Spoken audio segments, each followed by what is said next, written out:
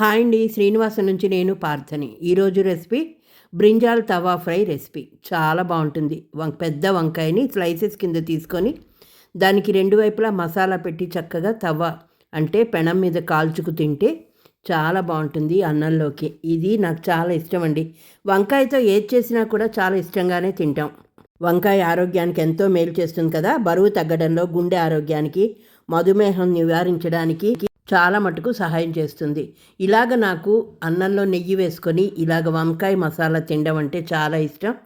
మొన్న పెద్ద వంకాయ మార్కెట్లో దొరికింది కదా, ఇంకా నేను మా కోడలు తెచ్చుకొని ఇలా చేసుకొని తిన్నాం. మా అబ్బాయి కూడా చాలా ఇష్టంగానే తింటాడు. మా వారికైతే కొన్ని నచ్చవు.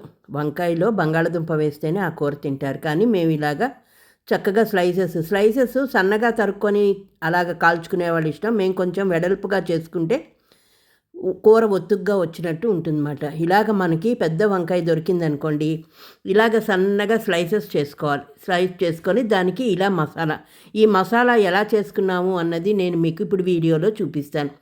అది పెనం మీద చక్కగా కాల్చుకుంటే బాగుంటుందండి తినడానికి.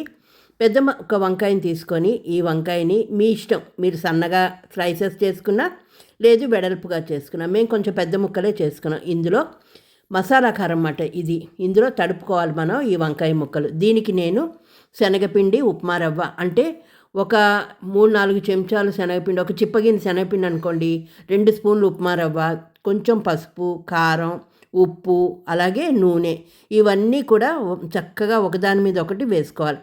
ఏంటంటే దానికి పట్టుకుంటుంది, బైండింగ్ మాట, వంకాయకి చక్కగా పట్టుకుంటుంది ఈ మసాలా కారం. ఇదన్నీ కూడా కొంచెం నూనె వేసుకొని కలుపుకోండి. కావాలి అనుకున్న వాళ్ళు ఇంగు ఒక్క పిసరు జల్లుకోండి. మాకు అన్నిటికీ మేము ఇంగు వాడతాం కాబట్టి లైట్గా మేమైతే జల్లుకున్నాం. ఇప్పుడు ఇవన్నీ కూడా నూనె వేసి చక్కగా పైనుంచి కింద నుంచి ఈ మసాలా మొత్తం కలవాలి. మొత్తం మసాలా కలిసిన తర్వాత అప్పుడు దాన్ని ఆ మసాలాలో మనకి కొంచెం అరుగుదల కావాలి అనుకుంటే శనగపిండి వేసాం కదా, జీలకర్ర అయితే వేసుకోండి. ఇప్పుడు చూసారా మసాలా ఎంత బాగుందో. దీనికి ఏంటంటే కొంచెం మధ్యలో ప్లేస్ చేసి బొరేలాగా అందులో నీళ్లు పోసి మనకు తగినంత మసాలా కారం కలుపుకోవాలి పల్చగా. ఎందుకంటే ఈ వంకాయ ముక్కలు అందులో చక్కగా నానబెట్టి మనం పైన అటు ఇటు రెండు వైపులా కూడా దానికి మసాలా కారం మనం కలుపుకోవాలి. చూడ్డానికి కారం ఎర్రగా ఉంది.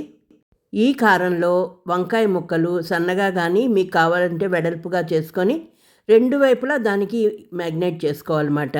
మీరు నూనెలో డీప్ ఫ్రై చేసుకున్నా సరే, లేదు చక్కగా పెనం మీద ఎర్రగా కాల్చుకున్నా సరే. మేమైతే పెనం మీదే కాల్చుకున్నామండి. ఈ స్లైసెస్కి ఏంటంటే మసాలా రెండు వైపులా చక్కగా పట్టించుకోండి.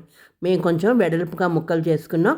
ఇప్పుడు ప్యాన్ తీసుకొని దాని మీద ఆయిల్ కొంచెం పడుతుంది వేసి కరివేపాకు వేసుకున్నాం. కరివేపాకు వేసి ఈ ఒక్కొక్క ముక్క దాని మీద పెట్టుకొని రెండు వైపులా ఎర్రగా కాల్చుకోవాలి. చాలా బాగుంటుందండి తినడానికి. వేడి వేడి అన్నంలో ఇలాగ ఈ మసాలా వంకాయ ఈ కారం పెట్టి రెండు వైపులా కాల్చుకుంటే ఆహా ఏమి రుచి అంటారండి. మరి చెప్పక్కర్లేదు, తినేవాళ్ళే చెప్పాలి.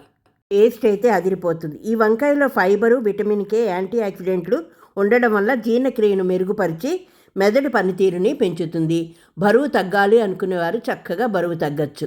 వంకాయలో ఐరన్ ఉండడం వల్ల రక్తహీనత తగ్గుతుంది. మందికి వంకాయ అలర్జీ ఉంటుందండి. అలాంటి వాళ్ళు కొంచెం చూసుకొని తినాలి. అలాగే మూత్రపిండంలో రాళ్ళు ఉన్న వాళ్ళు కూడా, లేదు తీవ్రమైన ఐరన్ లోపం ఉన్న వాళ్ళు కూడా వంకాయని తీసుకోకపోవడం కొంచెం తగ్గించుకోవాలి. చూసారా ఎర్రగా ఎంత బాగున్నాయో. ఇదండి శ్రీనివాసం నుంచి వంకాయ మసాలా స్లైసెస్ చేసుకుని వేడి అన్నంలో తిన్నాం. నచ్చితే ఒక లైక్ చేసి, షేర్ చేసి, సబ్స్క్రైబ్ చేసుకోండి. హై బటన్ని క్లిక్ చేయండి.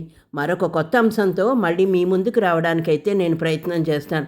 ఈ స్లైసెస్ వేడిగా స్నాక్ రూపంలో కూడా తినడానికి చాలా బాగుంటాయి. ఉంటానండి, మీ పార్థ.